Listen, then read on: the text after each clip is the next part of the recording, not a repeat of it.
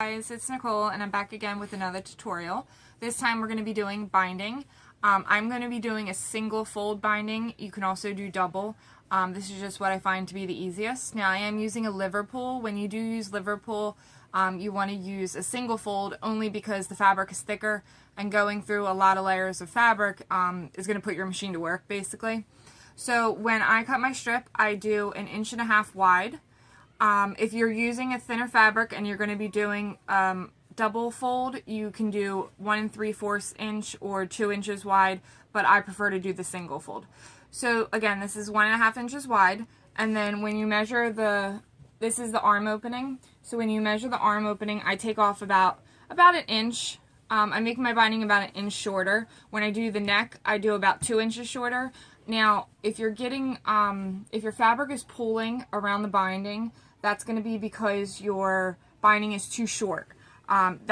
What ends up happening is you have like the gathers, or it's bunched, or it just doesn't lay flat. It's because your binding's too short. So like I said, I like to do 1 inch shorter than the arm opening and 2 inches shorter than the neck opening. So how I attach it is you're going to sew it into a circle like this, and then you're going to put right side of the binding to right side of the fabric. So I line up the connecting part with the underneath the arm. I don't know the technical term for that. And then I just do in half. So right side of fabric for the binding to right side of fabric to the garment. And then I'm just going to pin right here. Okay, and then I'm going to line up the seams. So you're going to do the binding seam to the underneath the arm seam, and all you're going to do is you're just going to attach to this with the serger or your sewing machine, whatever you're using.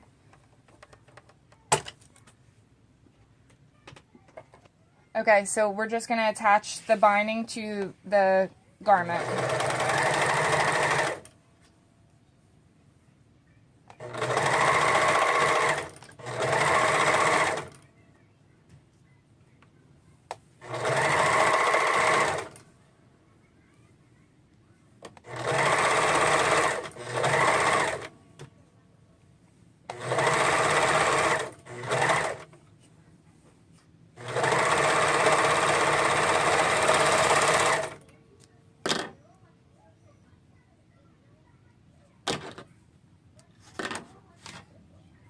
Okay, so once it's attached, it's going to look like this.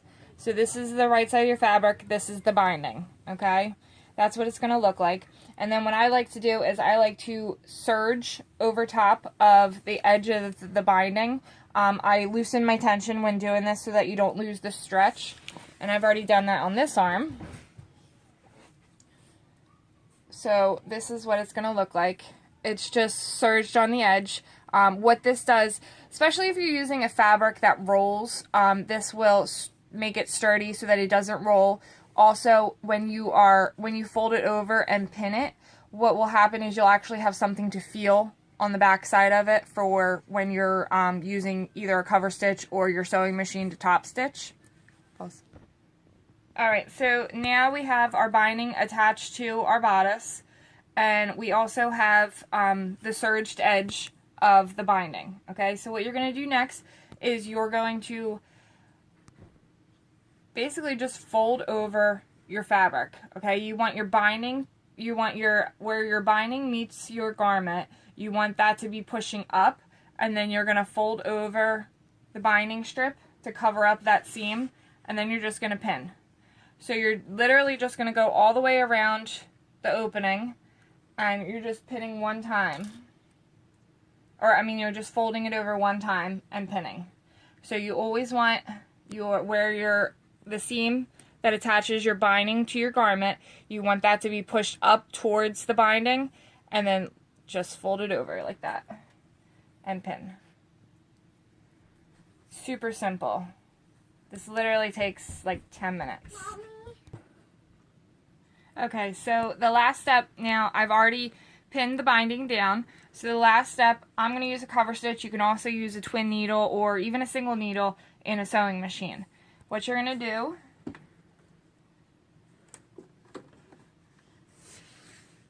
you are going to try and get as close as you possibly can for your left needle. You're going to get as close as you possibly can to the edge of where the binding meets the garment.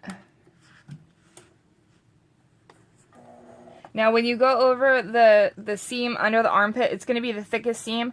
I like to pull the back through just to guide it so that it doesn't stop and get bunchy. And just remember to remove your pins as you go so that you don't wreck your machine. So you want to keep for my needle, this little notch right here on my machine is what lines up with my needle. So I try to keep that little notch right along this seam. And you're just going to go all the way around the armband. Same with the neck. It's exactly the same steps for the neckband.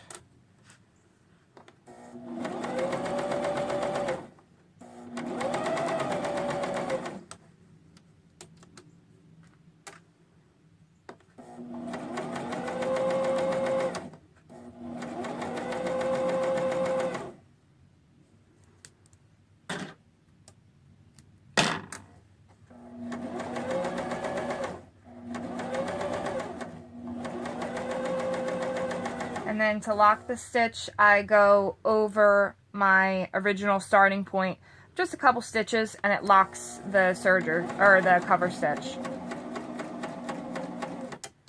And then